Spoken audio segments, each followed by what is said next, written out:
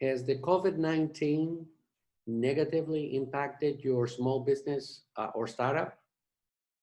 If your answer is yes, then join the other 95% of small businesses who say that they have been negatively impacted by the COVID-19. Hello, everyone. I'm Michael Zeischer, and this is the 8th in a series of short videos designed to help small entrepreneurial companies. COVID-19 has been the greatest business disruption in the United States in generations, but it has affected small businesses disproportionately because small businesses don't have the cash reserves that allow them to survive like the larger companies. However, as we will see in this presentation, if we take a look at past crises, they have led to great opportunities for a few companies. Perhaps this is going to be an opportunity for you to grow post-pandemic.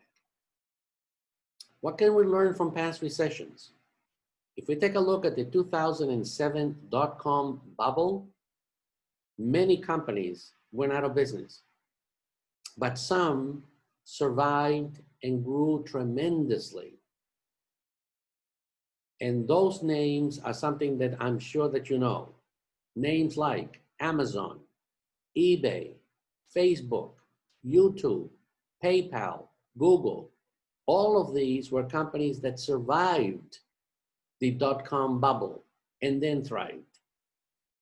If we take a look at the 2020 COVID pandemic, there are two companies that have done tremendously well. One is Zoom. In fact, we're using Zoom right now in order to record this conference.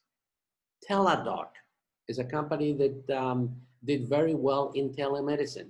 I can imagine that you know that if you needed to see a doctor, you couldn't see the doctor personally, so you had to do it through telemedicine. Well, Teladoc was perfectly positioned to exploit that, and they have done very well already. In order for you to survive and then thrive, you need to look and ask yourself a few questions. Have government regulations changed in your industry? You might be able to exploit those changes in the regulations. How about the supply chain? Has your supply chain changed? Is it possible for you to become part of a supply chain for a larger company? If your business is a business to consumer, has your consumer habits changed? Because you should focus on those and emphasize those. If your business is a business to business business, are there certain clients that you think are going to be weathering the storm better than others? Then you should focus on those. Sequoia Investment is a very large company that does all kinds of investments, primarily in high tech in Silicon Valley. Now, usually when they put out a report, it only goes to their clients. But in this case, they made an exception. They came up with this report and they made it available to everybody so you and I can actually get some information from this report. They called it coronavirus, the black swan of 2020. A black swan is a highly improbable event that would have major impacts. In this case, a business impact. And I don't think that there's any question that the coronavirus was the black swan event of 2020. What they're saying to the clients is whether you're large or small, whether you've been around for a few years or you're a relatively new startup, you need to reinvent your company in order to survive the current environment and then thrive in a post-pandemic world. Well, let's take a look at an example. Professor Scott Galloway from NYU Stern School of Business points out that when it comes to colleges and universities, in the past 2 decades, there has been a 1,400% increase in tuition. This is an even greater increase than that has been experienced in healthcare. However, classes have remained the same for at least 100 years. Something needs to change, and this involves distance learning.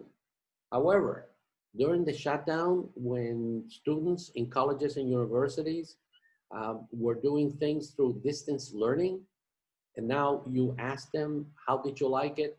Students will tell you, or most of them will tell you, that they're deeply dissatisfied with the online classes. I am going to talk to you about 3 specific megatrends. One is working from home. I can imagine that most of you who don't work with your hands had to work from home. Now, this is something that is not going to change post-pandemic. In fact, it's going to increase. The other one that we already talked about to a certain extent, telemedicine. Most people from now on are going to be using telemedicine unless you absolutely need to be seen by a healthcare professional. Here's another technology and information and usage that you can get into if you have technology in the telemedicine area. And the one that we have already talked about, of course, is distance learning. So this is our last slide. So let's take a look at some action items. PPP. PPP is the payroll protection plan, but that is no longer available. We're talking now at the very beginning of July. But even though PPP funds are no longer available, there are other grants that you as a business can apply in order to ease your current financial burden. During the time of this pandemic, when we're all confined to our homes and businesses, can you use this time to identify businesses that you have, weaknesses that you have in your business, and shore them up? Can you use this time to build a team of professionals that can fill your weak points? You may know individuals that you can attract to your business that used to work in larger organizations, and you can then attract them and use them up. And lastly, and this is something that I'm asked all the time, do you need a business plan? And my answer is yes. But my answer is what you need is a long-term business plan, not just revise the existing one. If you go to www.zeicherinstitute.com, you will see our webpage. We have 10 easy-to-follow recorded lectures, complemented by hundreds of slides.